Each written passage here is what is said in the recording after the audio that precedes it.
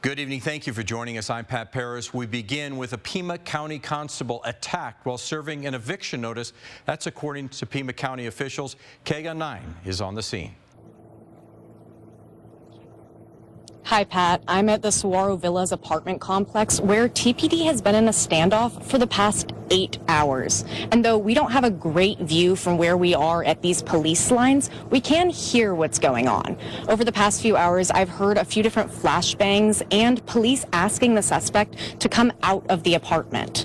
However, it hasn't worked yet, and he's still there, where he's been since 2 p.m. this afternoon. It all started when the constable came to Saguaro Villas to serve an eviction. But when he got there, the suspect had barricaded himself in the bathroom and drilled a hole through the door. He used that hole to spray the constable with hornet spray.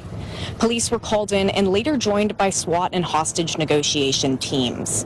Police have evacuated the apartments around the suspects, so there are a lot of angry people waiting around outside who still have no word on when they can go back to their homes.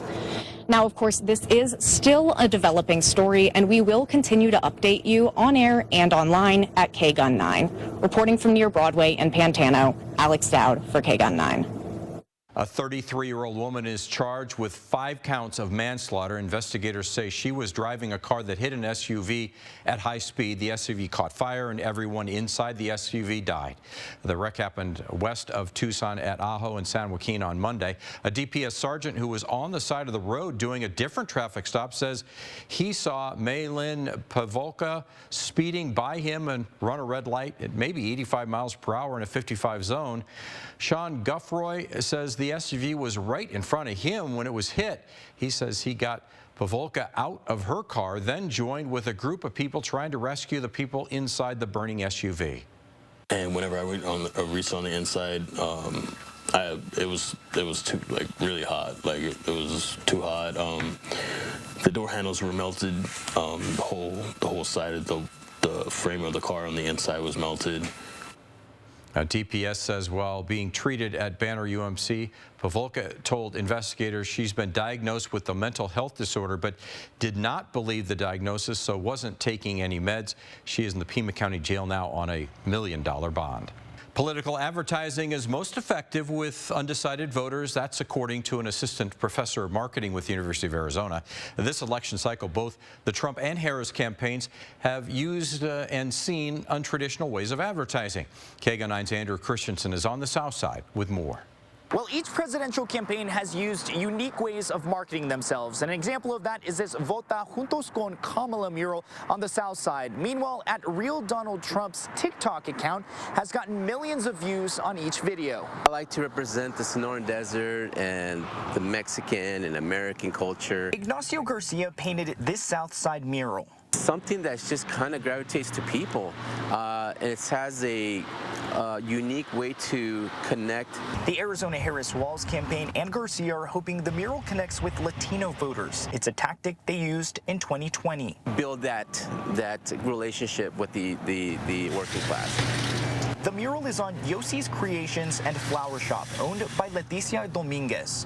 It can help because a lot of people don't pay attention to voting. It's really big. It's very visible. Another mural is in Midtown. We're slightly concerned that that would have, negative impact for, our guests. Brucha owner Andrew Lee says they opened about a month ago, before the mural was painted. He's had guests ask about the mural, so he put up this sign. We're not affiliated with, either party or candidate. On TikTok, a Trump campaign advisor says Trump has gotten over 10 billion views. He's also appeared on several popular podcasts with popular hosts like Logan Paul and Bussin' with the Boys. We hope that after the election is over, that a more relevant kind of artwork gets put up. Reporting on Irvington and 12th, Andrew Christensen, KGUN 9. Just 13 days until Election Day, making this the home stretch for candidates to gather support and votes. Juan Ciscomani hosting Speaker of the House Mike Johnson in Sierra Vista this afternoon at a local business for a quick rally with his supporters. The congressman urging people to vote in this year's election. just an injection of energy as we are approaching the final days here before the election, 13 days to go. This is a battleground district. We know how important it is. And with 13 days to go, we got to push to the finish line, and that's what we're here to do.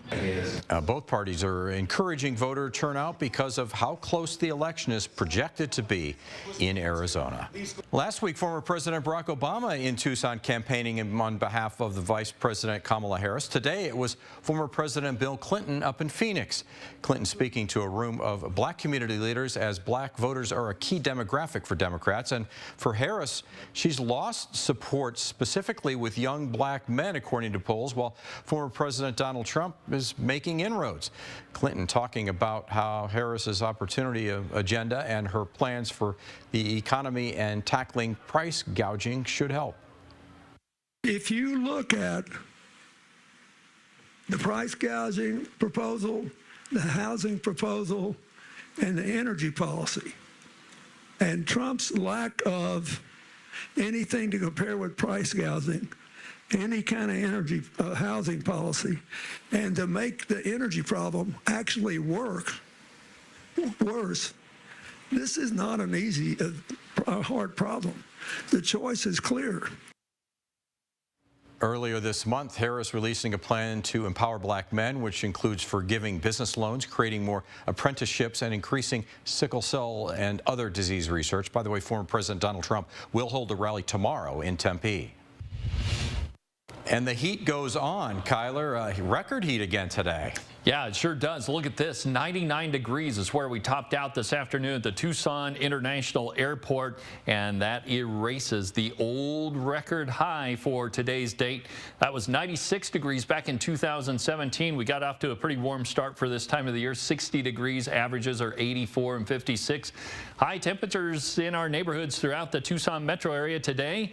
We saw mostly upper 90s. That is pretty amazing, considering where we're at in the month of October. And throughout southern Arizona, we saw a lot of 90s, 76 degrees in Pine Top today.